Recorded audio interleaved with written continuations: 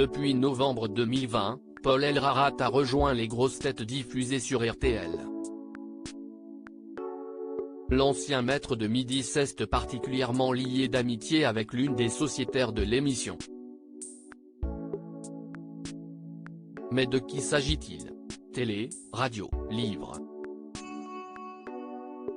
Depuis sa participation aux 12 coups de midi en 2019, Paul Elrarat enchaîne les projets. Auteur de 3 livres dont une autobiographie, Ma 153e victoire, l'ancien maître de midi a participé à la saison 1 des Traîtres. S'il a moins brillé au jeu de M6 remporté par Clémence Castel, le jeune homme de 23 ans, autiste Asperger semble s'épanouir comme sociétaire aux grosses têtes aux côtés de Laurent Ruquier. L'émission humoristique et culturelle diffusée sur les ondes de RTL, et qui a fêté son 60e anniversaire le 24 février dernier, s'entoure en alternance de personnalités parmi lesquelles Roselyne Bachelot, Stevie Boulet, Caroline Diam, Ariel Dombal, Florian Gazan ou Valérie Mérès. Paul Elrarat, les 12 coups de midi, se confie sur sa relation avec Liane Folly, si est devenue une copine depuis son arrivée aux grosses têtes en novembre 2020. Paul Elrarat a su au fur et à mesure trouver sa place, notamment grâce à sa répartie et sa culture impressionnante. S'il avait confié ses difficultés avec un sociétaire au micro de Jordan Deluxe, il s'est particulièrement lié d'amitié avec la chanteuse Liane Folly.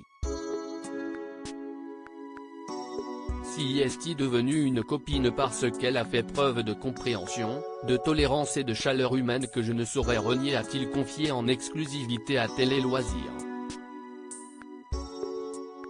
Le plus jeune sociétaire de la bande poursuit sur les raisons de cette amitié. Elle m'a dit que je suis une belle personne, qu'il faut que je sois heureux, que s'il y a un problème, je peux lui envoyer un message et qu'elle sera là pour moi.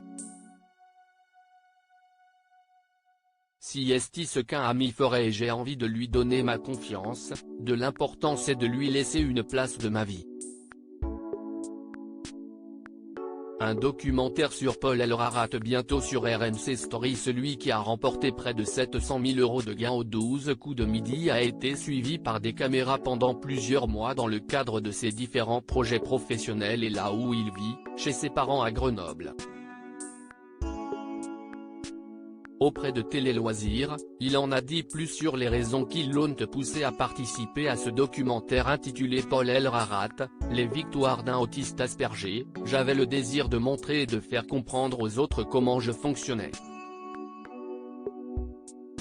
À travers mon témoignage, j'espère faire avancer la cause de l'autisme. Parmi les proches qui ont témoigné, on retrouve notamment sa famille, ses amis d'enfance, Laurent Ruquier, mais aussi les sociétaires des grosses têtes, Christine Bravo et Liane Folly. Diffusion prévue le jeudi 20 avril à 21h10 sur RMC Story. À lire aussi: je me demande si c'était vraiment de l'amour. Paul Elrarat se confie sur sa récente relation avec une femme.